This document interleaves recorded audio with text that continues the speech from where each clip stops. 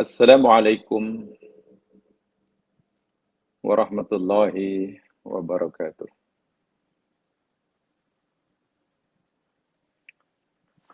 Innal hamdalillah nahmaduhu wa nasta'inuhu wa natubu ilaihi wa nastaghfiruh. Na'udzu billahi min syururi anfusina wa min sayyiati a'malina.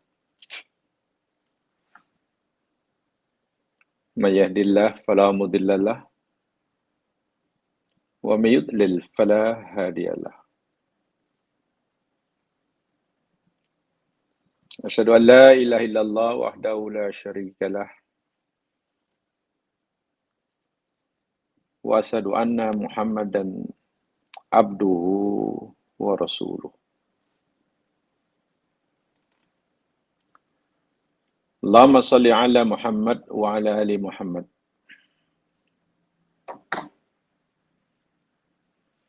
Wa ala alihi wa ashabihi wa atba'ihi wa dhurriyyatihi. Wa man ihtada bihadyihi wa istanna bi sunnatihi ila yaumil la raiba fih.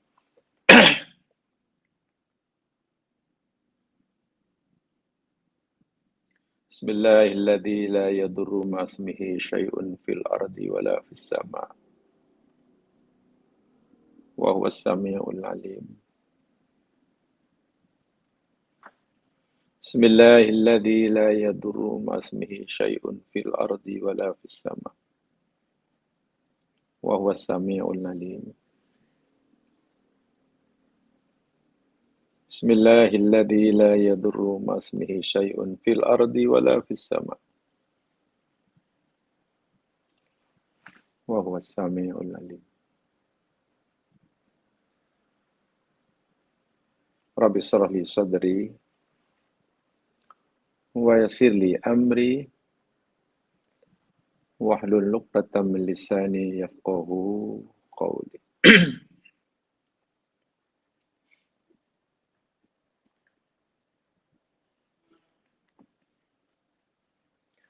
Muslimin muslimat, saudara-saudaraku seiman dan seagama, dimanapun Anda berada. Dipanjatkan doa kepada Allah Subhanahu wa taala agar kita sentiasa di bawah pelindungannya, sentiasa dibimbing olehnya ke jalan yang diridhoinya. Dipohonkan agar Allah sentiasa memberikan kita kekuatan, kemampuan untuk kita dapat mensyukuri setiap anugerahnya, mampu bersabar terhadap ujiannya, seberat apapun,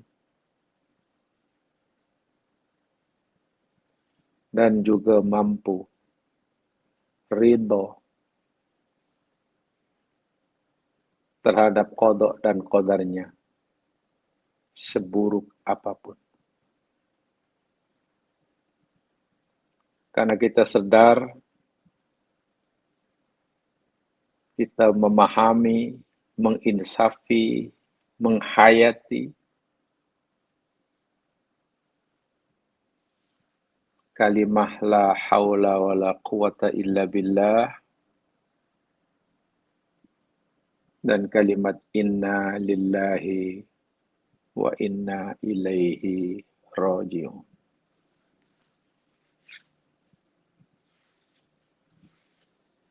Dengan menghayati hauqalah la haula wa la quwata illa billah,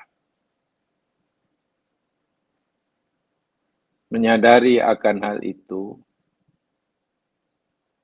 lalu merayu kepada Allah Subhanahu wa taala, insyaallah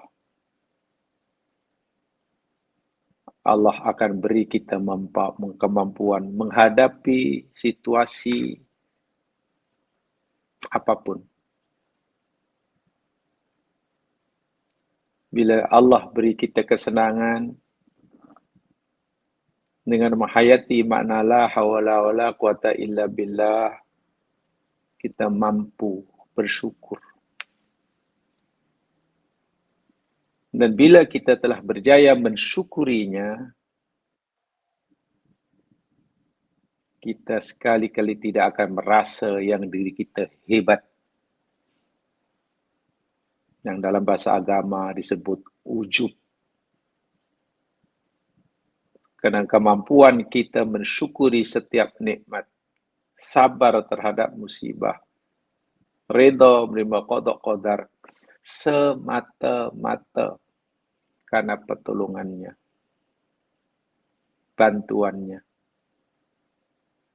La haula wala quwata illa billah. Itu yang dicontohkan oleh Nabi Yusuf. Dia tidak merasa hebat, walaupun berjaya mengatasi segala rintangan.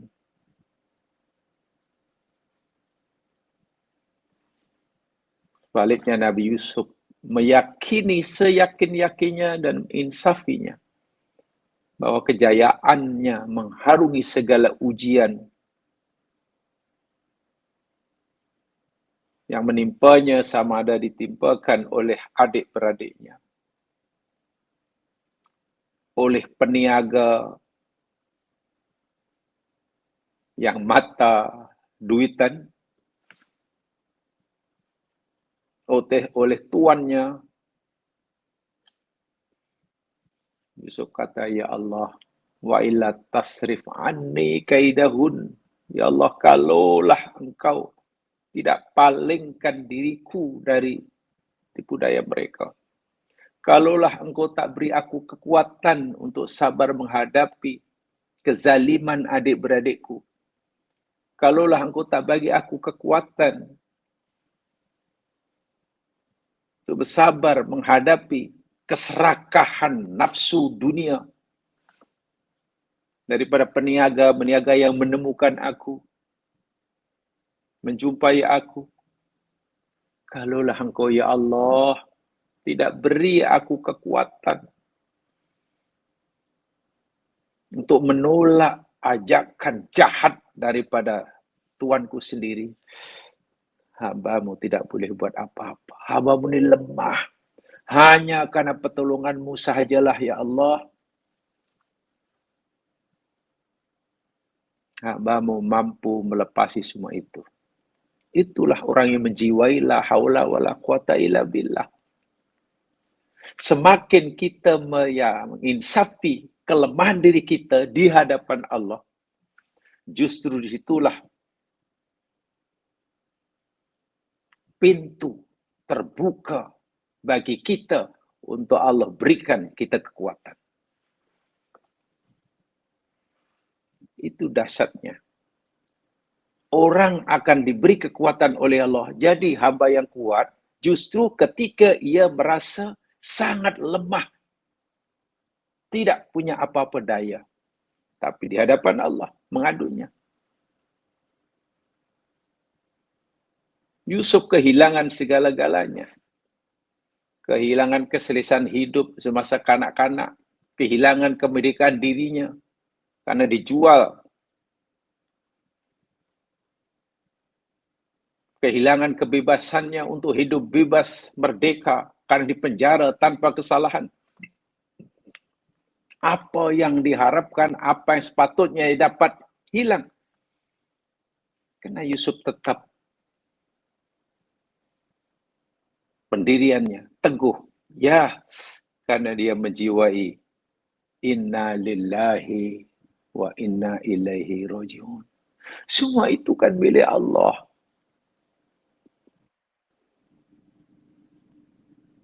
Aku dapat bila Allah berikan. Bila aku tak dapat, Allah ambil balik. Ya sudah. Inna lillahi wa inna ilaihi rajiun. Ini bagi saya pengajaran yang luar biasa dari aspek ihsan. Dari aspek tazkiyatun nafsi. Karena memang kisah perjalanan Yusuf penuh dengan pelajaran-pelajaran, pengajaran yang jadi panduan bagi kita untuk meningkatkan kualiti hati ketika menghadapi pelbagai ujian, cobaan di dunia. Apalagi ujian yang berlaku itu hanyalah musibah dunia. Musibah dunia, bukan musibah agama. Penjara, musibah dunia.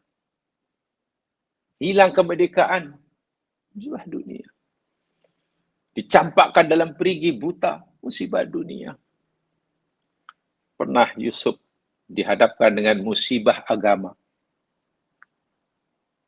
Rela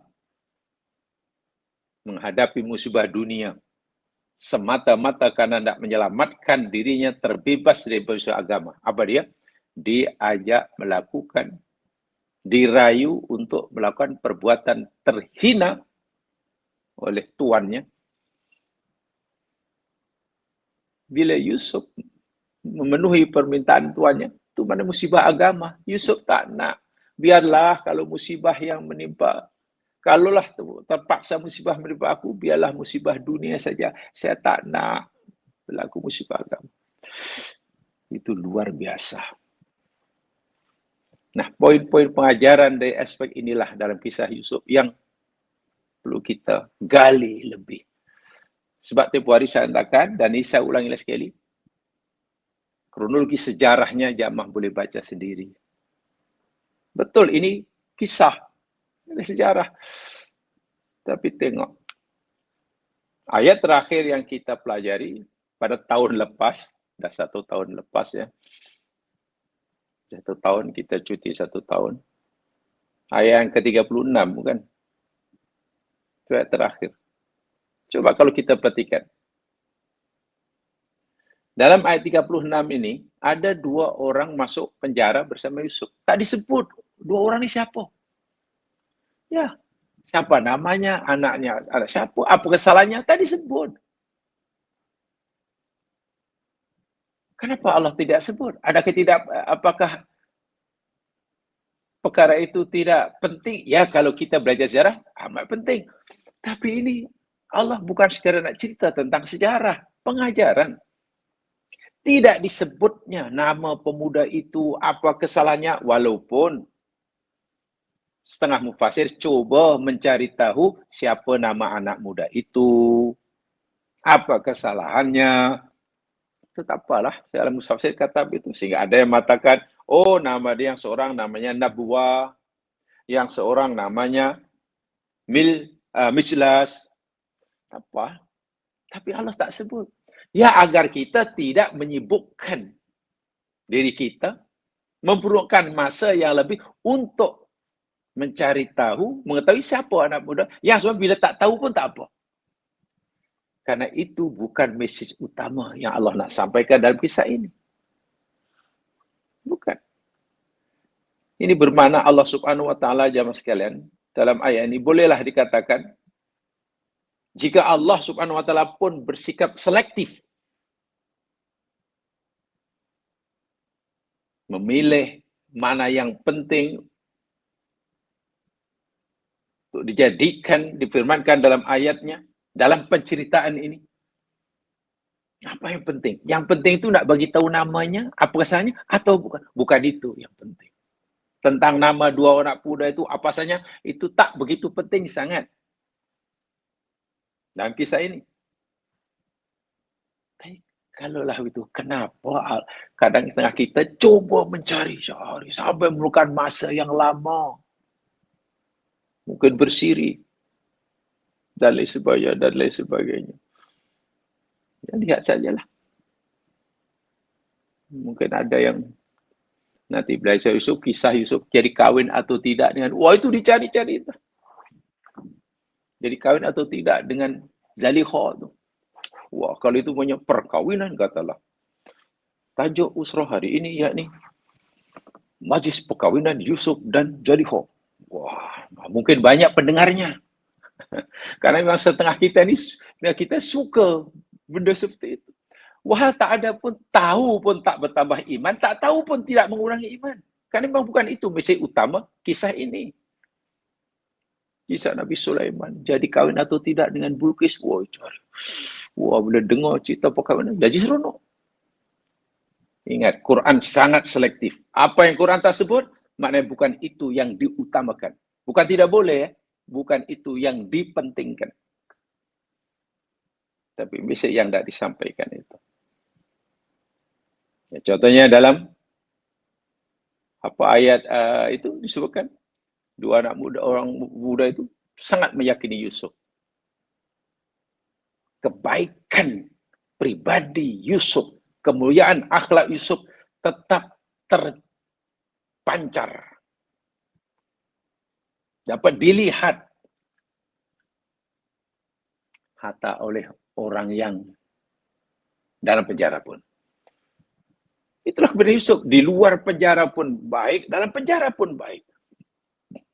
Duduk di istana tidak sombong, tidak angkuh.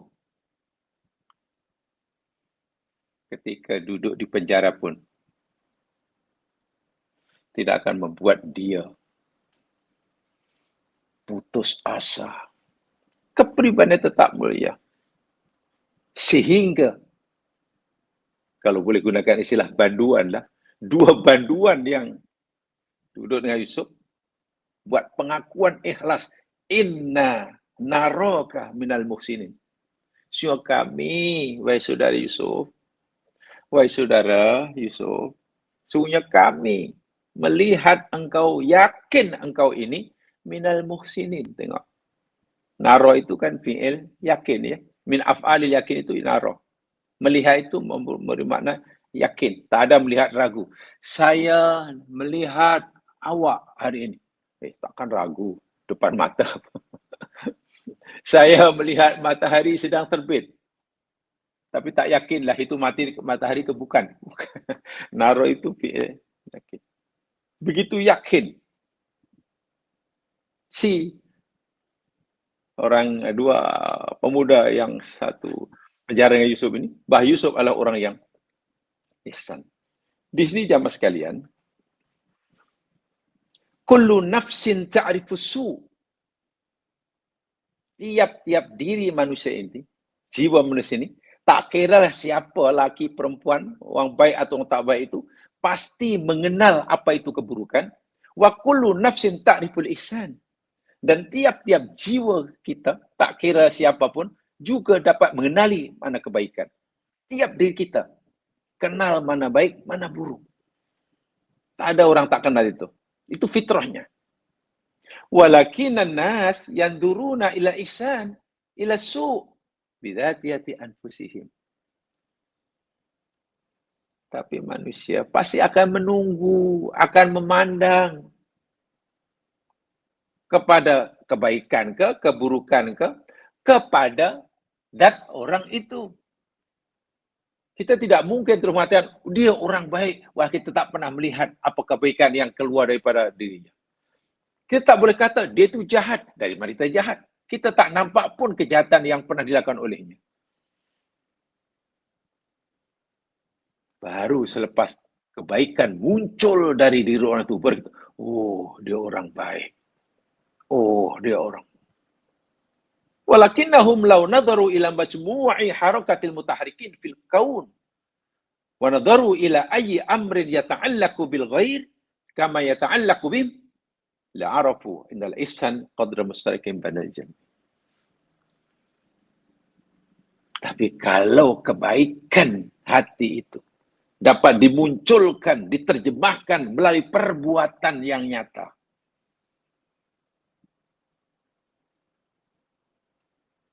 dan perbuatannya itu ada ketika ia berinteraksi, bermuamalah dengan orang lain.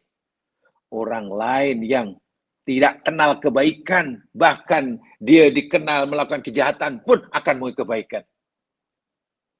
Yusuf orang baik, hatinya baik. Lalu kebaikan hatinya diterjemahkan melalui perbuatan. Dalam tafsir nyatakan di dalam penjara Yusuf ni rajin tolong orang. Kalau ada kawan yang sakit, dia cepat menziarahnya. Kalau ada orang susah, cepat dihiburnya. Rajin ibadah. Ya, tawaduk lah. Sehingga yang pun, oh baik orang ni. Lebih-lebih lagi kebaikan Yusuf itu bukan untuk dirinya, tapi kebaikan itu dapat dimanfaatkan oleh orang lain. Ketika Yusuf berbuat baik seperti itu, orang lain yang jahat pun mengakui kebaikannya. Orang lain yang jahat pun tahu itu kebaikan. Dan itu tidak dipaksa, tidak perlu dikempenkan, tidak perlu dipaksa. Orang tidak perlu meminta-minta, merayu orang lain untuk mengakui, untuk mereka mengakui yang dirinya orang baik. Tidak perlu. Tidak perlu. Kita tidak perlu meminta-minta pada orang lain, merayu orang lain, bahkan dengan ugutan. Agar orang lain mengaku yang kita ini orang baik. Tak perlu. Itu sia-sia. Apa kita fikir kalau semua orang mengakui yang kita baik, bahwa pengakuan mereka itu atas desakan kita, permintaan kita, ugutan kita. Apa itu bermakna kita jadi orang baik? Pengakuan manusia apa artinya bagi kita? Kalau itu bukan pengakuan yang tulus ikhlas daripada jiwa mereka. Yusuf diakui kebaikan oleh semua yang ada di penjara. Minta maaf, bila orang masuk penjara, biasanya kan orang tak baik. Orang tak baik. Kalau orang tak baik pun mengakui kebaikannya. Tanpa diminta, tanpa diugut, tanpa disogok, tanpa disuap. Oh, luar biasa. Inilah ihsan. Jadi di sini kita melihat satu timbangan, tanda aras dalam satu perkara. Wa idza aradta al-i'tidal al-mizani fi kulli fi'lin, kalaulah kita ingin menimbang-nimbang, mengetahui timbangan yang adil dalam setiap perbuatan, fandur ila fil ladzi yaqu minka ala ghairika. Perhatikan oleh engkau. Perbuatan apa yang kita lakukan terhadap orang lain. Baru kita tahu nanti. Kalau kita hendak menimbang diri kita ini baik atau tak baik, perhatikan apa yang kita buat terhadap orang lain. Karena di situ tanda arasnya. Karena di situ nanti orang lain akan menilai kita ini baik atau tidak baik. Bergantung pada apa yang keluar daripada kita, keluar dari mulut kita, keluar dari hati kita, percakapan kita, lain sebagainya. Wandur ila fil ladzi yaqum minal ghairi alaika, dan juga perhatikan apa yang dilakukan oleh orang lain terhadap diri kita. Karena manusia hakikatnya fitrahnya mengenal mana baik, mana buruk. Sejahat manapun orang, jamaah sekalian, lama-lama jika kita berbuat baik kepadanya, karena itu sifat kebaikan kita, dia akan membalas kepada kita dengan kebaikan. Sejahat orang pun. Tentu selepas kita mungkin melakukan kebaikan padanya banyak kali. Tapi kalau kita yang keluar daripada kita, yang kita berikan itu benda yang tak baik, ya jangan harap orang itu akan berbuat baik pada kita. Apalagi ada satu ungkapan,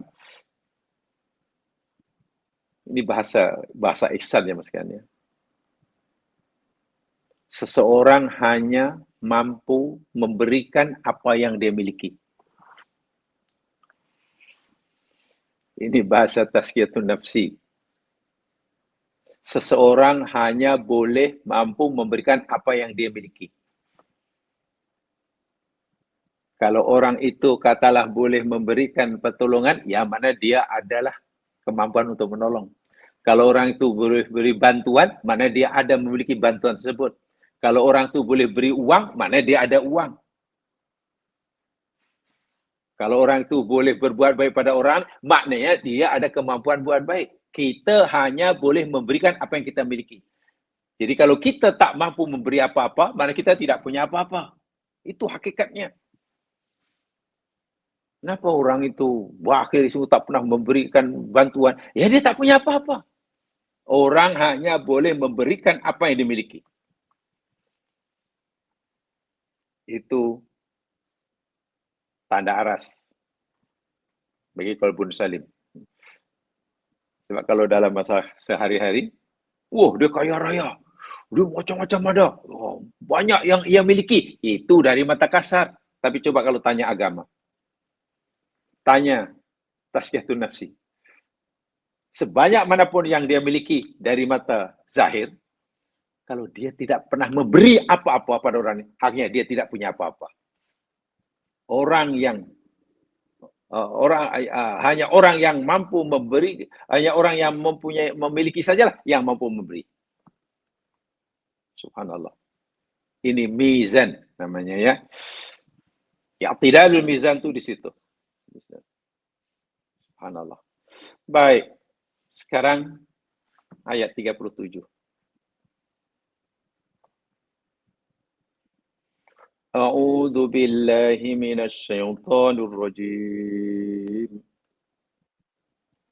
Qala la ya'tikuma ta'amun turzaqanihi illa nabba'tukuma bita'wilih. إلا نبعتكما بتأويله قبل أن يأتيكما ذلكما مما علمني ربي إني تركت ملة قوم لا يؤمنون بالله وهم بالآخرة هم كافرون.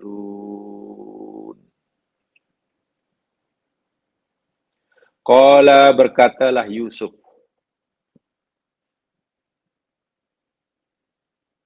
la ya'tikuma ta'amun turzaqanihi. Seakan Yusuf berkata begini, karena dua kawannya dalam penjara itu tanya pada Yusuf tentang takbir mimpinya.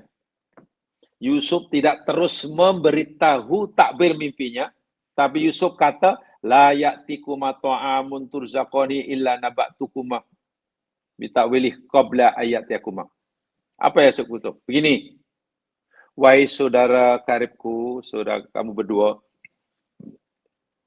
aku bukan sahaja dapat mampu menerangkan, menjelaskan takbir mimpi kamu berdua itu. Bukan itu saja yang aku boleh buat. Bahkan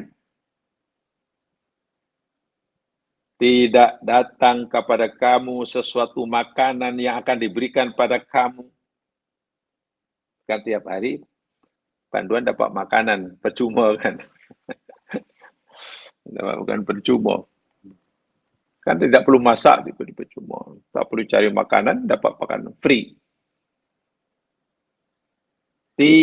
Kamu tidak akan datang pada kamu makanan yang akan diberikan pada kamu, ya setiap hari kamu dapatkan itu.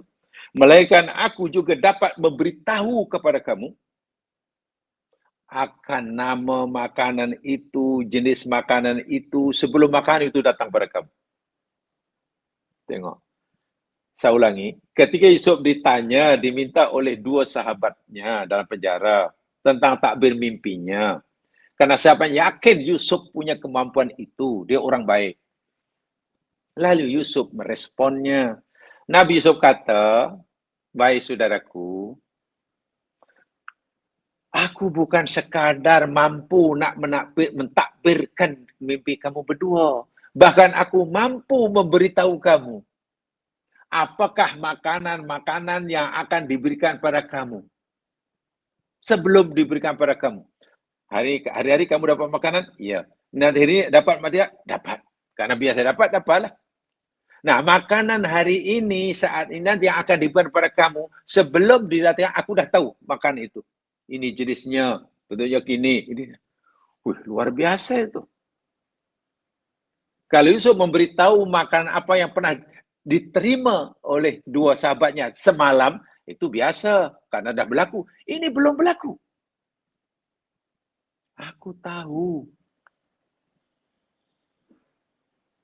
Menu makanan yang akan diberikan kepada kamu hari ini apa? Sebelum makan itu datang. Qabla ayat yakuma. Sebelum makan itu datang pada kamu. Wah. Kan Nabi Yusuf beritahu seperti jam sekian. Ya, pertama yang ingin meyakinkan Bayi Yusuf memang diberi ilmu oleh Allah. Mereka pada dua orang sahabatnya. Bayi Yusuf diberi kemampuan oleh Allah untuk mentadbir sesuatu yang belum yang akan berlaku. Dan untuk yang pertama ini, nampaknya Nabi Yusuf punya ilmu, kelebihan, kalau dikatakan karomah, kalau mujizat, sebagaimana mujizat yang Allah berikan pada Nabi Isa alaihissalam. Nabi Isa. Salah satu mukjizat Nabi Isa alaihissalam, mukjizat kan banyak Salah satunya yakni ada dalam surah Ali Imran. Jemaah boleh lihat surah Ali Imran ayat 49. Ali Imran ayat 49. Lihat di sana mukjizat Nabi Isa. Di sana disebutkan yakni Nabi Isa mampu menciptakan burung dari tanah. Ambil tanah, ketul-ketul, bentuk macam burung, tiup dengan izin Allah jadi burung betul. Nabi Isa mampu menyembuhkan penyakit sopak asal, buta asal, mampu. Ya, hanya sapu dengan tangannya, sembuh itu orang. Penyakit yang tak mungkin disembuhkan, dirawat oleh ilmu kedokteran manapun. Lebih-lebih saat itu. Nabi Isa mampu menghidupkan orang yang dah mati. Bukan akan mati, dah mati. Dengan izin Allah. Jangankan orang sakit tak mampu disembuhkan oleh Isa dengan izin Allah. Orang yang mati pun Nabi Isa mampu menghidupkannya dengan izin Allah. Ya, dengan izin Allah. Dan salah satu lagi Nabi Isa sebut, aku juga mampu mau memberitahu kamu makanan yang tadi kamu makan atau makanan yang kamu dah simpan. Aku tahu. Makanan yang kamu masih simpan, aku tahu. Yang kamu akan makan tahu. Sama rupanya mukjizat ini yang Allah pernah berikan kepada Nabi Isa diberikan kepada Yusuf. Nabi Yusuf pun tahu. Jadi aku nak beritahu, seakan-akan Yusuf kata, wahai sahabatku, aku nak beritahu kamu ya. Jangan khawatir. Kamu tanya pada aku apa takbir mimpi kamu, aku akan jelaskan nanti. Tapi sebelum itu, aku nak beritahu kamu juga. Aku bukan sekadar mampu mentakbir mimpi kamu dengan izin Allah. Tapi aku mampu juga memberitahu kamu makanan apa yang akan diberikan pada kamu hari ini sebelum makan itu tiba. Kalau makan itu sudah ada depan meja, senang nak beritahu. Oh, makanan untuk kamu hari ini, ini. Ini belum. Ya, sebab dalam penjara kan, saya katanya dapat makanan percuma. Percuma. Allahu Akbar. Zalikuma. Nabi Yusuf katakan. Semua itu kemampuan aku memberitahu kamu apa yang berlaku ini, khasnya makanan ini bukan pasal aku ni bomoh, bukan pasal aku menuntut, bukan aku beruzlah, bersemedi. Bukan. Tapi mimma 'allamani Rabbi. Ini dia. Itu adalah sebagian daripada ilmu yang Tuhanku ajar pada aku. Jadi ilmu ini bukan ilmu hasil ramalan, hasil bertapa, bersemedi, meditation, tak. Ini sebagian ilmu yang Allah ajar pada aku. Itu ilmu Allah. Sebab Allah mengetahui segala-galanya. Lalu Allah berikan sebagian ilmunya itu kepada aku. Sehingga aku pun tahu apa yang akan berlaku. Tengok. Yusuf tak kata, sikit pun tak ada sifat angkuh, sombong, ujub jauh sekali. Ini yang besar sekali. Ini pentingnya sekalian, khasnya untuk hari ini, khasnya untuk membersihkan hati.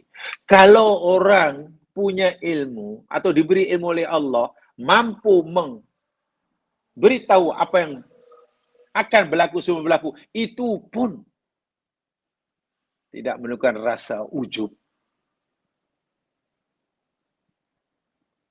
Lalu apalah faedahnya?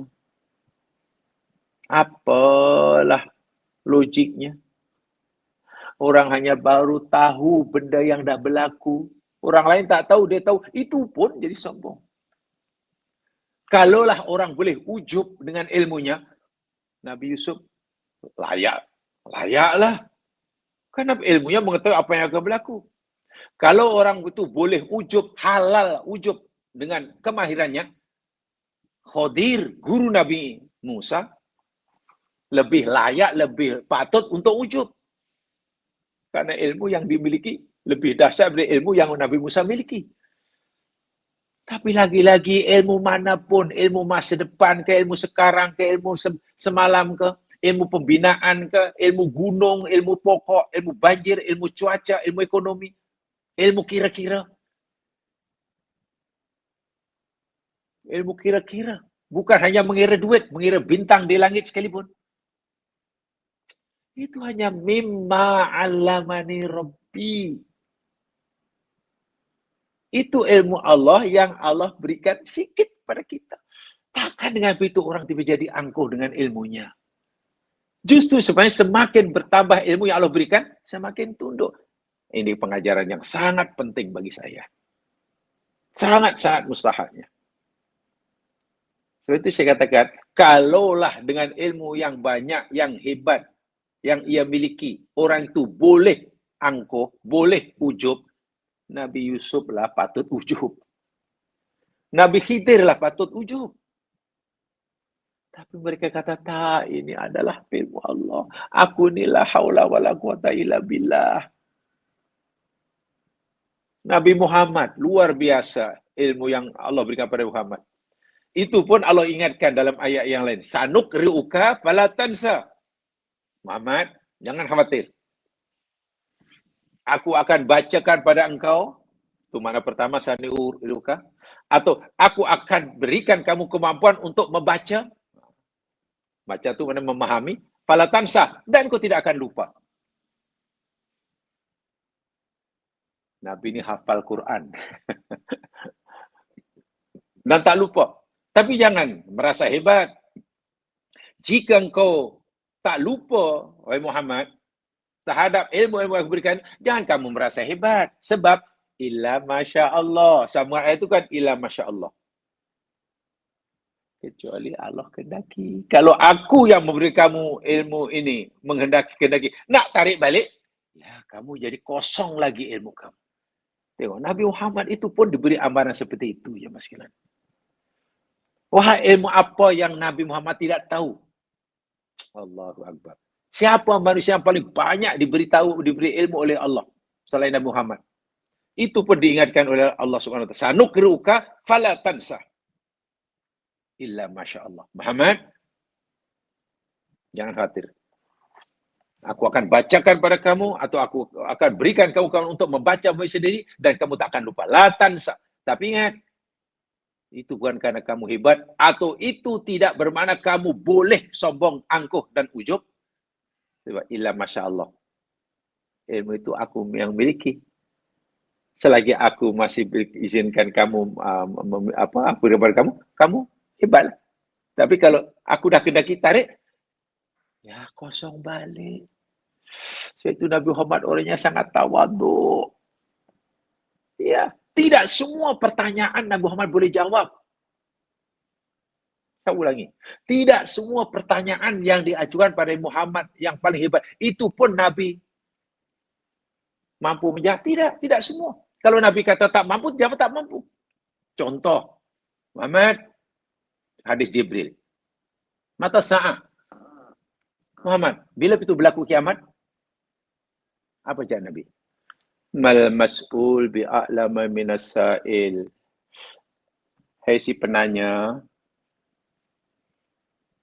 tidaklah orang yang ditanya lebih tahu daripada yang bertanya. Maknanya, yang bertanya pun tak tahu bila berlaku kiamat, yang ditanya pun tak tahu. Nabi mengaku. Jadi taklah, takkan ditanya bila kiamat pun tak tahu kan kok Nabi. Inilah tawaduk orang yang berilmu. Malaikat, makhluk yang dekat dengan Allah. Tentulah ilmu yang malaikat, Allah berikan mereka lebih hebat daripada ilmu kita. Tapi ketika malaikat ditanya oleh Allah, Ambiuni bi asma'i haula, hai malaikatku, tolong beritahu aku, kata Allah, beritakan pada aku nama-nama semua ini. Adam dah beritahu dah, malaikat tadi aja. Apa kata mereka? Qalu subhanaka la ilma lana illa ma 'allamtana. Maha suci Engkau ya Allah, la ilma lana, tak ada ilmu sikit pun bagi kami ya Allah, illa ma 'allamtana. Kecuali apa yang Engkau telah ajarkan. Kami hanya tahu itu pun ilmu yang Engkau beritahukan. Ilmu yang Engkau tak berikan, kami tak tahu sikit pun. Kami yang tahu itu pun sedikit yang Engkau beritahu. Kalau Engkau ambil balik, kami tak tahu. Itu malaikat. Inilah secepatnya sikap orang yang merasa punya ilmu. Ini kadang pantang, ada pertanyaan, pantang semua masalah diberi komentar. Seakan-akan semuanya betul belaka. Seakan komentarnya betul belaka. Kalau kita rasa tak tahu, ya sudah. Minta masa tidak tahu. Dan ya mungkin saya lebih baik diamlah. Sebab kalau saya tahu pun, kalau saya jawab pun, saya tak yakin jawaban saya betul. Jadi kita jangan merasa, wih, malu saya kalau saya ditanya, tak malu saya kan orang sudah terlanjur panggil saya orang pandai. Bukan, itu tanggung jawabnya sangat berat di hadapan Allah. Kita sebagai orang Islam sekalian, yang Allah beri kita ilmu, wajib punya pertanggungjawaban ilmiah di hadapan manusia dan yang penting di hadapan Allah. Yakinkah kita di hadapan atau jangan-jangan hanya agak-agak? Atau jawab kita itu jangan-jangan bukan ilmu tapi hanya persepsi. Ini bahaya. Jangan-jangan yang jawaban yang kita berikan pada si penanya itu bukan ilmu. Ilmu itu apa maknanya Mas kan? Alimah ya'lamu, ilmu apa maknanya? Pengetahuan tentang sesuatu, tentang hakikat sesuatu. Itu ilmu. Jadi pengetahuan kita tentang hakikat sesuatu. Itu ilmu. Kalau hanya persepsi, hanya agak-agak, namanya bukan ilmu. Sehingga dulu, memang tidak mudah ya, tidak mudah untuk sampai punya itu, tidak mudah. Walaupun, ya kita disuruh terus berusaha. Dulu kata pensara saya, ketika belajar tentang la ilma lana illa ma'lam tanah, saya katanya. Diberitahu, ilmu itu pengetahuan tentang hakikat suatu. Artinya, katalah begini, kalau kamu ditanya, apakah air itu? Kita tanya, apakah air itu? Lah kita, oh air adalah zat cair yang bukan untuk minum. Itulah, ini air lah. Sehingga kita belum punya ilmu tentang air. Ya. Kita belum ilmu. Faham kita, oh air adalah bercair yang itu belum ilmu, itu baru persepsi kita ya. Bukan ilmu karena ilmu maksudnya pengetahuan hakikat suatu. Tapi kalau kita sudah boleh jawab, katakanlah paling tidak kita ya air itu yakni satu ya apa namanya ya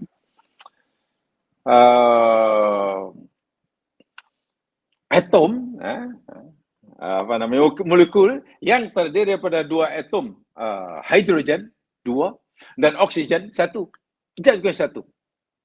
H2O itu air dan dia punya sifat-sifat begini. Atom hidrogen itu seperti ini, atom oksigen itu seperti ini.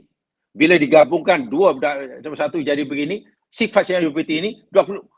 Itu baru sedikit kita ada ilmu tentang air. Kalau itulah jawaban kita tentang air. Tapi kalau kita hanya menjawab air adalah bercahaya, itu belum ilmu. So itu saya katakan, jangan-jangan jawaban yang kita berikan seolah kita yang kepada orang lain itu, mungkin itu bukan ilmu, itu baru persepsi. Memang tidak mudah. Sebab itu kena hati-hati ya, kalau dalam agama khasnya dengan hati-hati, sangat hati-hati. Kena super hati-hati. Apatah lagi, ya. Berdasarkan ayat ini, semakin banyak ilmu yang Allah berikan pada hambanya, ilmu mana pengetahuan terhadap sesuatu, makin tinggi, orang itu makin tawaduk. Tidak merasa dirinya hebat, karena semua itu inna lillah. Semua milik dia. Kalau dia sudah tarik balik, ila masya Allah, Pak kata Allah dalam surah Al-Alaq, ya kita tak pandai lagi lah. Inni taraktu millata qaumin la yu'minuna billah. Wahai saudaraku, sesungguhnya aku berada di sini ini, maksudnya begitulah. Seakan-akan dia bisa kata, aku berada di sini bukan karena aku di penjahat, bukan. Aku meninggalkan agama kaum yang mereka tidak beriman pada Allah. Aku tak nak berkawan dengan mereka, aku tak nak bergaul dengan mereka, aku tak nak bersekutu dengan mereka. Mereka ini orang tak percaya pada Allah. Adakah aku diajak untuk buat maksiat? Tak nak. Tak aku rela di sini. Jadi sebab aku masuk penjara bukan aku seorang penjahat, tidak. Aku ingin mengelakkan diri daripada pengaruh orang-orang yang tak percaya pada Tuhan, pada Allah. Wahum bil akhiratihum kafirun.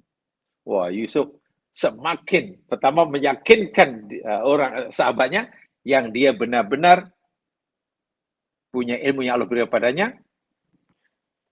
Yusuf masuk penjara, meyakinkan pada mereka dia bukan orang jahat. Kalau mereka kata muhsin, betul. Bukti muhsinku ya ini nih. Aku di sini bukan penjahat, bukan. Tapi aku betul-betul ingin mengelakkan diri. Aku tinggalkan semua orang yang punya fahaman, keyakinan, tidak takut Allah, tapi akhirat. Tuhannya namanya bukan Allah, tapi Tuhannya namanya hawa nafsu. Aku tak nak. Makin yakin ini orang. Jadi sempat berdakwah je mas kan. Batuslah maknanya. Karena dia hanya bertuhankan Allah saja. Allah bagi ilmu yang banyak. Yusuf sedang berdakwah ini sebenarnya jemaah sekalian. Sebelum sempat menjelaskan takbir mimpi sahabat penjaranya ini, Yusuf dakwah dahulu.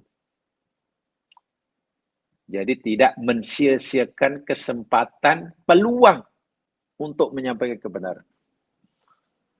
Bahasa saya ni, dalam berdakwah ini Yusuf tidak sentiasa memanfaatkan kesempatan dalam kesempitan. Bahasa saya, Nabi Yusuf tengah memanfaatkan kesempatan dalam kesempitan. Peluang, kan dalam berdakwah. Walaupun masanya tak banyak kan, dalam penjara mungkin sekejap lagi mereka akan menyantap makanan. Okay. Jadi, selagi ada kesempatan, sesempit adapun dimanfaat untuk berdakwah. Jadi dakwah tidak mengenal tempat. Dakwah tidak semestinya di rumah, di istana, bahkan dalam penjara. Menyampaikan kebenaran tidak semestinya di tempat-tempat yang gah, di hotel-hotel yang berbintang, ya mungkin hanya di pondok-pondok kecil, surau-surau yang mungkin kipas angin pun tak ada. Ya. Bahkan mungkin kalau di surau-surau yang sejuk, yang tak ada kipas yang gelap, mungkin mendengar ayat Quran bab tentang neraka mungkin lebih menimbulkan tangisan. Kalau tengok suasana pun sudah seram kan. Di surau yang buruk mungkin di kaki bukit mana gunung, mungkin malah khusyuk.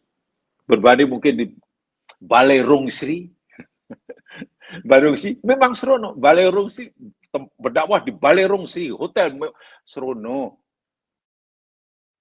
Tapi kalau kita belajar tentang tazkiyatun nafsi, di situ pasti ada unsur haddun nafsi. Habuan nafsu itu, nafsu kita menuntut. Rasa-rasanya saya rasa tak begitu seronok lah kalau umpamanya dalam kaji Quran di tempat surau yang buruk, yang gede-gede, rasa tak seronok lah. Tapi kalau tempat gedung yang besar, itu sebenarnya, tahukah Mas kan, itu haddun nafsi. Jadi seronoknya, bahagianya bukan kerana ayat Quran yang dikajinya, tapi karena tempat di mana ia mengkajinya. Hati-hati kalau sudah ada usul begitu, tanya pada sendiri. Itu namanya haddun nafsi. Habuan nafsu. Nafsu ini menuntut, meronta-ronta kalau tak dapat habuan. Sedangkan selagi mana kita masih memberikan makanan, tuntutan pada hawa nafsu kita, susah untuk kita terbang lebih tinggi. Untuk naik lebih tinggi, susah. Perjalanan salik. Salik orang berjalan menuju Allah kan. Namanya salikin. Ibnu Qayyim mengatakan ada madarijus salikin. Ada tahapan-tahapan yang perlu ditempuh dilalui oleh stesen-stesen yang perlu disinggahi oleh orang dalam perjalanan menuju Allah. Susah nak naik. Level naik. Selagi nafsu ini masih dimanjakan. Hati-hati tentang bujukan nafsu. Bujukan nafsu. Baik. Itu tafsir secara umum. Tafsir secara umum. Sekarang mari kita baca apa kata Muhsin Mufassir ya untuk tabaruk mengambil keberkatan ilmu yang ditinggalkan oleh ulama-ulama tafsir dahulu. Saya kutipkan daripada tafsir Imam Al-Qurtubi.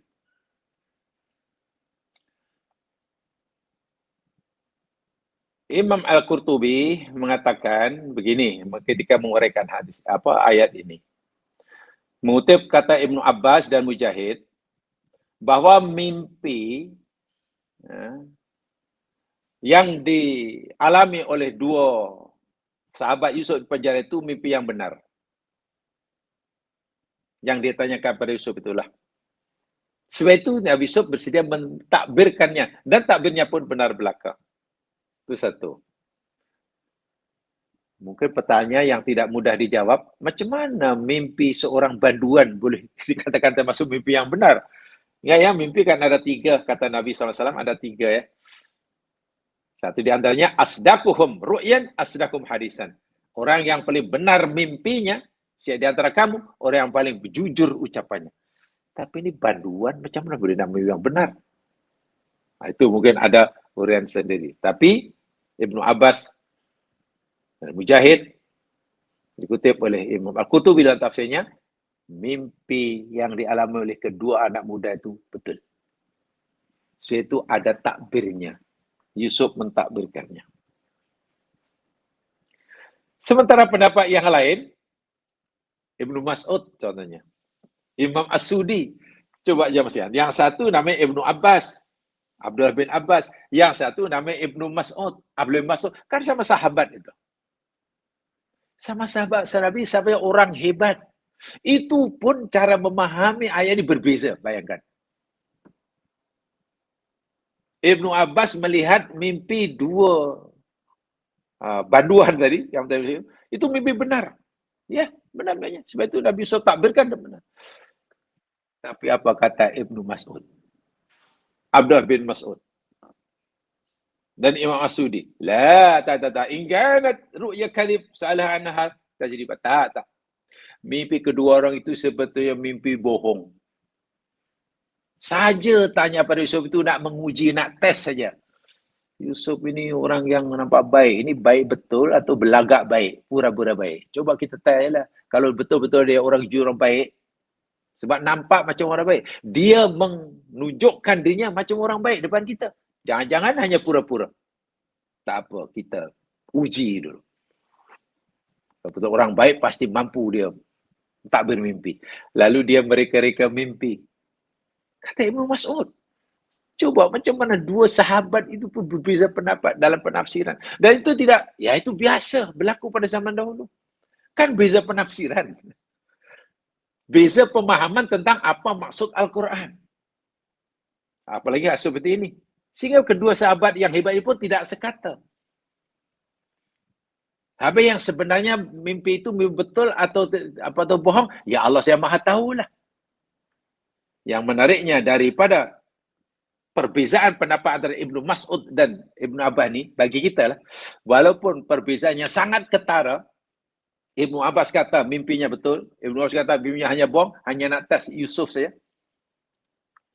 Pertama, kedua-duanya tidak saling menyalahkan pendapat yang lain. Ibnu Abbas tak menyalahkan, Ibnu Mas'ud tak menyalahkan. Kedua-duanya tidak mengklaim pendapat saya yang benar, yang lain salah. Ini yang bagi saya sangat-sangat berharga pengajaran bagi kita. Sebab kalau kita berfikir secara logik, pasti ada yang betul, ada yang salah lah. Yang satu kata mimpi itu betul, yang satu kata mimpi itu salah. Mana yang betul? Kemudian ada mesti yang tak mungkin kedua-duanya betul kan? Kedua betul tidak mungkin, pasti hanya satu yang betul. Tapi siapa yang betul kan kita tidak tahu. Sebab itu masing-masing tidak berani memutlakkan pendapatnya. Karena ini hanya pemahaman terhadap Al-Quran. Saya sekadar ingin memberitahu betapa sebenarnya perbezaan pendapat dalam memahami ayat Quran itu sudah berlaku semenjak zaman sahabat.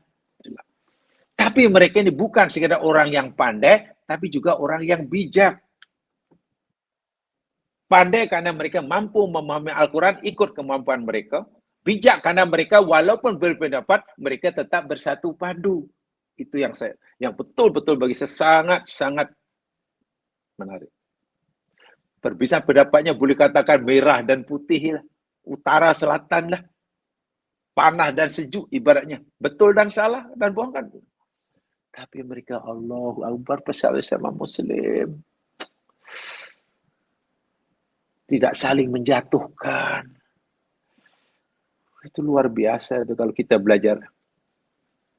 Sebab itulah, elok juga lah jamaah mencarilah. Atau mungkin sudah dipelajari. Belajar dengan sungguh-sungguh maksudnya. Ada boleh ikhtilaf di Islam. Itu adalah dikaji itu. Dikaji. Itu contohnya gitu. Kemudian, kata Ibnu Abbas, lamma ra'aya ru'yahuma asbaha makrubain. Tatkala kedua panduan ini bermimpi, karena mimpinya mimpi betul. Kata Ibnu Abbas, keduanya berpagi-pagi nampak sedih, murung, tidak ceria seperti sebelumnya. Karena Allah, kenapa lah malam tadi aku mimpi itu, apalah ceritanya. Aku letak roti di atas kepala, lalu dipatuk oleh burung, apa ceritanya. Aku memerah anggur. Sedih dua anak muda ini. Faqala lahum Yusuf, lalu Nabi Yusuf bertanya. Ini kata Ibnu Abbas yang dikutip oleh Imam Al-Qurtubi ya. Jamaah boleh rujuk kata kita beliau. Lalu Yusuf bertanya pada kedua sahabatnya ini. Mali arokuma makrubain. Hai sahabatku berdua. Kenapa ya? Hari ini aku melihat kamu berdua begitu sedih, murung, tak ceria. Apa ya sebabnya? Apa hanya ya? Mungkin ada apa-apa masalah yang aku boleh bantu? Nampak sedih. Qala, kedua anak muda banduan ini menjawab, ya Sayyidana, inna ra'ayna ma karihna. Wa Yusuf, kawan baikku, malam tadi kami memimpi sesuatu yang kami benar-benar tak suka, mimpi yang membuat kami hari ini betul-betul murung lah dan tak ceria lah. Qala, qussu alayya. Kalau begitu kamu ceritakanlah kepada aku, apa mimpimu? Mimpi kamu mimpi apa? B, kamu mimpi apa? Tolong ceritakan. Qussu alayya. Faqassu alayhi, lalu keduanya menceritakan Nabi Yusuf. Nabbi'na bita'wili ma ra'ayna. Sampaikanlah, tolonglah beritakan kepada aku apa mimpi kamu itu. Gitu. Itu ceritanya. Kata Ibnu Abbas, dikutip oleh Imam Al-Qurtubi. Imam Al-Qurtubi. Wa hadha yadullu ala annaha kanat yu'manami inna naraka minal muhsinina fa isanu. Jadi mereka itu melihat dalam tidurnya. Itu jelas. Jelas mereka itu melihat lalu mana mimpi lah. Innahu kana ya'udul marda yudawihim wa Hasan. Dan mereka melihat Yusuf ini orang yang baik, yang jujur. Dari mana mereka dapat mengenali Yusuf? Apa tanda arasnya? Yusuf ni sukalah menziarahi. Bila ada yang sakit, pergi ziarah. Bila orang yang sedih, suka menghibur. Jika orang yang ada masalah, suka membantu. Jadi mereka menjadikan apa yang mereka lihat dalam diri Yusuf itu sebagai tanda aras untuk menentukan dia orang baik. Itu saya kata, itu namanya itidal mizan itu pada perbuatan kita, bukan apa dalam hati kita. Apa dalam hati kita, kita tidak terjemahkan, mana orang tahu. Dan kan ucapannya, pandangan matanya, tutur katanya, perbuatannya, tingkah lakunya, dan lain sebagainya.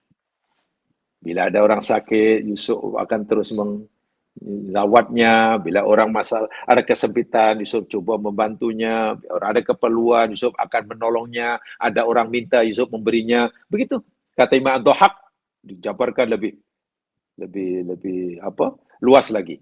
Dan itu kebanyakan ulama-ulama tafsir memahami apa ihsan yang dilakukan oleh Yusuf kepada kawan, teman-teman sepenjaranya, sehingga mereka memberi gelar Yusuf sebagai muhsin. Sebagai muhsin. Itu kata Imam Qurtubi. Kata Imam As-Sa'di dalam tafsirnya, Yusuf berkata, lahuma mujiban li talabithima. Yusuf berkata pada mereka bagi merespon permintaan keduanya. Dalam ayat ini, la ya'tikum ta'amun turzaqanihi illa naba'tukum min bita'wili qabla ayatikum itu. Tujuannya falita mainna qulubukum, agar hati mereka berdua tenang. Ini bagus. Mereka ini orang yang susah. Dengan mimpinya itu satu hal dah susah. Keduanya ingin tahu. Karena tak tahu apa tabinya. Susah dua. Susah pertama, pengaruh mimpinya. Susah kedua, dia tak tahu apa tak bermimpi dan ingin tahu. Bertanya pada Yusuf. Kedua. Jadi sebelum Nabi Yusuf mentakbir mimpinya, Yusuf ringankan dahulu bebanan orang itu. Agar hatinya tenang dahulu. Agar jiwanya tenang dahulu. Saya yakinlah kalau ayat ini, dari aspek ini, katalah ditafsirkan oleh mereka pakar-pakar. Seorang konsultan bagian sekretari lah. Saya ingat lebih tepat. Karena mereka lebih tahulah macam mana nak mempraktikkan. Bila ada orang ada masalah, ada lalu jumpa, hatinya tidak tenang, orang yang mengalami stres, depression. Kan pakar-pakar jiwa ni, psikologis ni pandai. Karena seorang psikologis mungkin sekretari juga. Caranya itu pandai mereka menghandle. Itu perlu sekali belajar dari ayat Yusuf ni. Saya tidak ada itu, jadi saya kurang tahu, hanya hasil bacaan saja. Tapi yang pasti tengok, Yusuf tidak terus menyelesaikan masalahnya. Yusuf tidak terus memberikan apa yang mereka minta. Tapi Yusuf tenangkan dahulu jiwanya. Dan itu mustahak sekali. Bila jiwa mereka sudah tenang, merasa mereka punya harapan karena Yusuf beri harapan, dan harapan Yusuf bukan harapan kosong, wah senang nanti nak menerima apa yang dikatakan oleh Yusuf, karena hati sudah tenang. Hati ini kalau belum tenang, jiwa ini kalau belum tenang, jangankan menerima berita yang baik, jangankan menerima berita yang tak baik, mendengar berita yang tak baik pun jangan menerima yang tak baik, mendengar berita tak baik pun susah. Bila jiwa tidak tenang, jangankan mendengar, menerima berita tak baik. Menerima berita baik pun dia bingung. Dia macam tak ada apa-apa. Itu ketenangan jiwa. Itmi'nanul qalbi, istilahnya. Ketenangan hati itu mustahak sekali dalam semua hal. Dalam menerima perintah dan larangan Allah, hati mesti tenang. Ketika kita melakukan ibadah, ritual, hati perlu tenang. Ketika kita menikmat yang luar biasa daripada Allah, hati perlu tenang. Karena dengan hati kita mampu bersyukur. Ketika kita menerima ujian yang berat, hati perlu tenang. Karena dengan kita mampu bersabar. Itmi'nanul qalbi adalah segala-galanya. Bahkan kalau saya boleh rangkaikan lah, secara mudah, saya ringkaslah. Allah suruh Nabi Musa sholat. Betul kan? Akimis sholat. Musa, dirikan sholat. Lidikri. Tujuan sholat, lidikri, kata Allah. Untuk kamu sentiasa ingat aku. Jadi salat itu ada tujuan dia. Tujuannya apa? Zikrullah. Zikrullah itu matlamat daripada salat. Adakah zikrullah itu tujuan akhir? Nampaknya juga belum. Alladzina atmanu tatma'innu qulubuhum ala bidzikrillah tatma'innul qulub. Orang beriman itu hatinya ditenang karena zikrullah. Ketahuilah dengan sebab zikrullah hati jadi tenang. Tengok. Jadi kalau kita sholat tapi belum mampu memberikan kita kekuatan untuk sentiasa berhubung dengan Allah, sholat kita masih perlu dipertanyakan. Oke. Kalau kita sudah rajin zikrullah, menurut kita itu kira zikrullah, zikirlah. Tapi lah zikrullah, hati kita masih belum tenang, dapat kejayaan, wah melompat-lompat, dapat ujian, wah terduduk, terima qada dan qadar, tak puas hati. Mana zikrullah kita masih perlu dipertanyakan. Mesti ada yang salah. Hati. Dan kemucanya apa kalau sudah hati tenang? Bahasa Arabnya apa hati yang tenang? Nafsul mutmainnah. Betul? Coba mana tingkat yang lebih tinggi, tingkatan tinggi daripada hati, lebih daripada nafsul mutmainnah? Tak ada. Bila hati sudah mutmainnah, lebih-lebih lagi ketika tiba jemputan Allah, hati sudah pada peringkat mutmainnah, malakul maut tidak perlu membentak-bentak, tidak perlu mencabut dengan keras. Malaikat maut hanya mempersilakan, ya ayat Tuhan nafsul mutmainnah, irji'i ila rabbiki radiyatan mardiyah. Allah. Ringkas kata, sebelum Yusuf menyampaikan kebenaran, berdakwah pada mereka, kawan sepenjara, ditenangkan dulu jiwanya. So, bila jiwa tenang, peluang untuk mereka menerima kebenaran itu sangat besar. Sebab itu pastikanlah, bila kita belajar agama di mana saja, mengalir di mana saja, pastikan kita yang nak belajar itu membawa hati yang tenang, dan pastikan kita, kalau kita menjadi penyampai ceramah, pastikan isi ceramah kita, yakni yang menyenangkan mereka. Menyenangkan dalam kata menenangkan hati, ya. Bukan yang membuat mereka malah bingung, malah bermasalah. Di rumah ada masalah rumah tangga, pergi mengaji malah tambah masalah. Oh, ini kacau nih. Pasti ada yang tak beres. Di rumah ada masalah, di kerja ada masalah. Pergi ngaji isinya semua masalah semua. Di rumah suasana panas. Di pejabat panas saja. Di tempat mengaji pun panas hatinya. Tapi tak panas macam mana, isinya dengki-mendengki, serang-menyerang. Panas belakang. Itu kena diubah suasana. Dahlah di rumah itu masalah, pergi mengaji malah tambah masalah. Kan susah nanti. Jadi, Islam itu penyelesaian masalah. Itu poin dia. Jadi, Imam As-Sa'di menyorotnya menjadi sedikit itu. Ditenangkan dulu hatinya. Sebab sejahat manapun, sedegil manapun orang, sejauh manapun orang itu menyeleweng dari agama Allah, kalau kita mau menasihatinya, bila kita pastikan hatinya tenang dahulu, bersedia mendengar, ada kemampuan, itu bagus. Peluang untuk menerima kebenaran kita sama itu sangat besar. Saya kata pasti menerima ya, saya kata itu, tapi peluang untuk itu sangat. Jadi jangan kita nasihati orang ketika masih mengamuk. Orang buat salah, lalu kita ingin betul kesalahannya, ketika dia masih mengamuk. Ya, huru hara lah. Pasti mengamuk melawan kita. Betulkan orang yang salah di hadapan orang lain, yang mempermalukan dia, tercabar hari dia, mengamuk.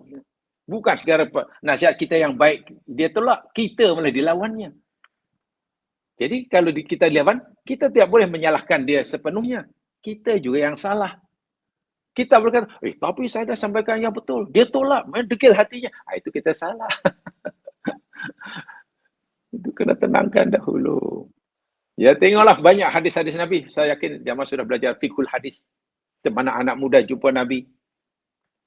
Menjadi orang muslim yang baik, tapi minta izin pada Nabi akan dibenarkan berzina. Itu hatinya meronta-ronta. Dia berani minta izin pada Nabi agar Nabi izinkan berzina, bayangkan. Itu mana hatinya sedang, nafsunya. Tapi sebelum Nabi bagi nasihat yang betul, dan dia menerima nasihat Nabi itu, Nabi tenangkan dahulu. Nabi ajak ia bercakap, merenung padanya. Jadi Nabi libatkan jiwa mereka dalam nasihat. Apa pesan kamu jika yang berzina itu, yang orang berzina dengan ibu kamu, dengan kakak kamu. Jadi hatinya Masya Allah, itu bagus tuh. Fa inni saubadiru ila ta'biri ru'yatik. Karena beginilah. Pertama aku ingin tenangkan hati kamu. Bila kamu sudah tenang, nanti aku akan takbirkan mimpi kamu itu. Ya. Tadi aku dah kata, jangankan mimpi. Makanan yang akan dihidangkan oleh kamu pun aku dah tahu. Dan aku boleh beritahu jenisnya, apa isinya, dan sebagainya. Fala ya'tikuma dan termasuk juga apa yang makan kamu yang akan dihidangkan malam. Awalama yaji'u ilaikuma, apa yang pertama kali dihidangkan kepada kamu, jenisnya berapa, apa, semualah tentang makan-makanan itu. Illa naba'tukuma bita'wili qabla ayatukuma, aku mampu mencegah semuanya sebelum datang kepada kamu. La'alla Yusuf alaihi salam qasada ayat wahuma ila iman fi hadhil hal alladhi badat hajatuhuma ilaihi liyakuna ja'ali da'wati wa aqbala lahuma. Saya tertarik dengan ulasan Imam Sa'di ini. Nabi Yusuf melakukan semua ini jamaah sekalian, dan Yusuf berharap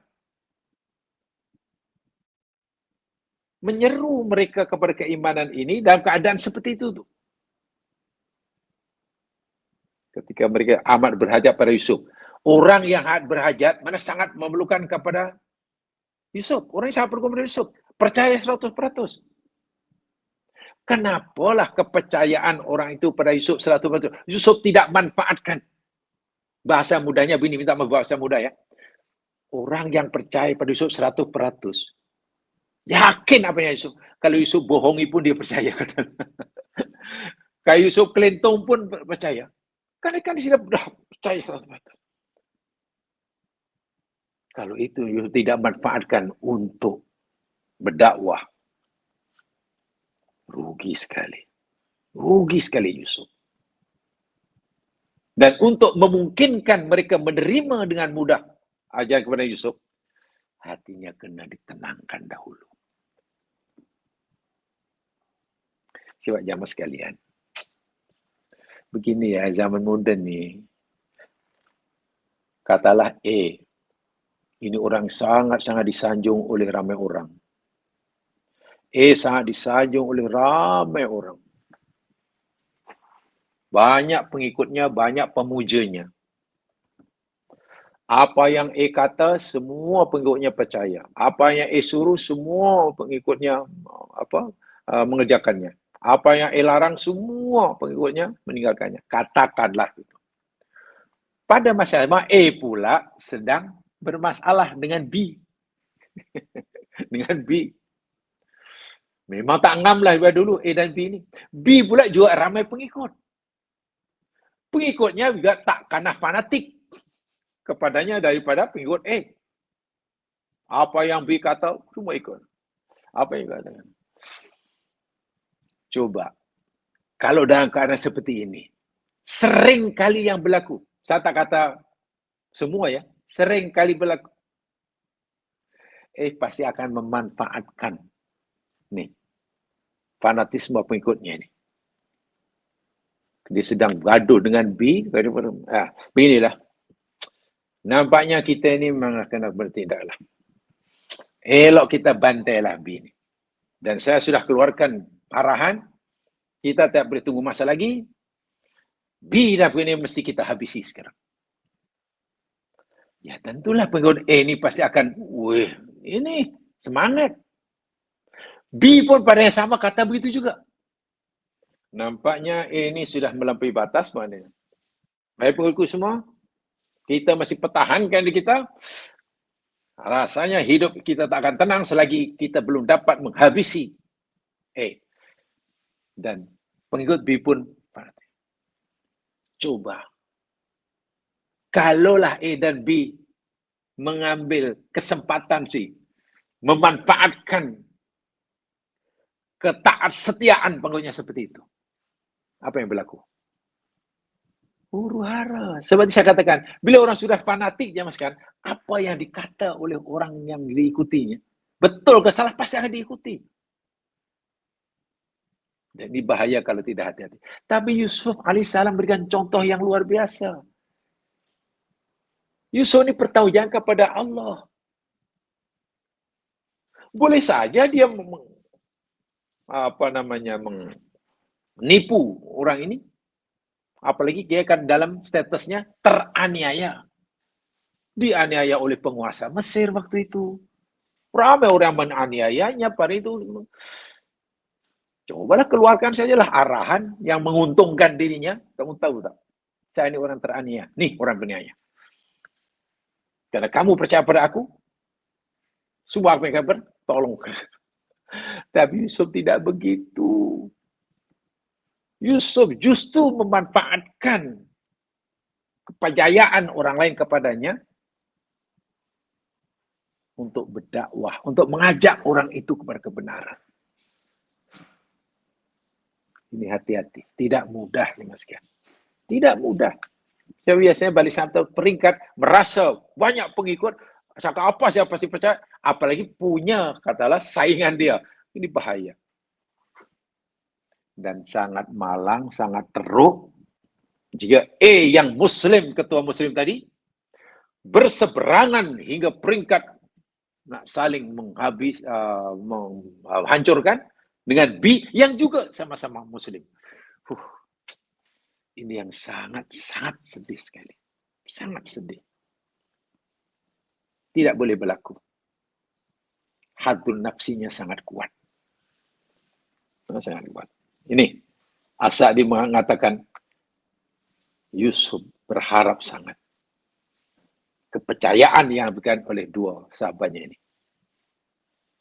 akan dimanfaatkan sebaik-baiknya agar mau menerima kebenaran yang tidak disampaikan.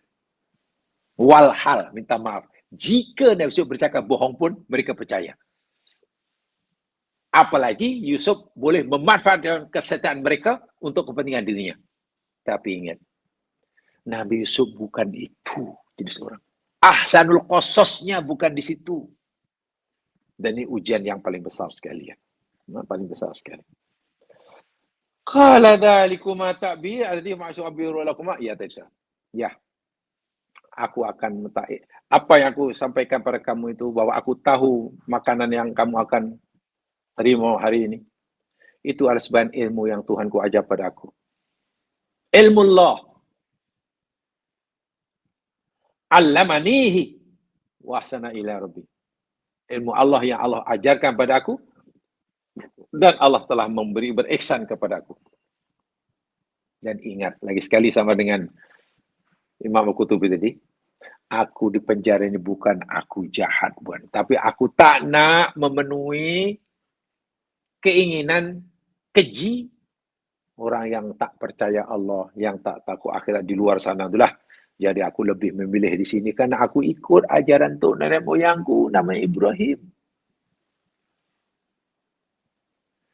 Nah Ibrahim rela tu moyang aku dulu rela dibakar daripada mengikut arahan kaumnya. Sebah patung, sebah itu, sebah ini. Rela. Moyangku dahulu rela mungkin dituduh gila ke, dituduh majnun ke, tak waras ke. Tak apa.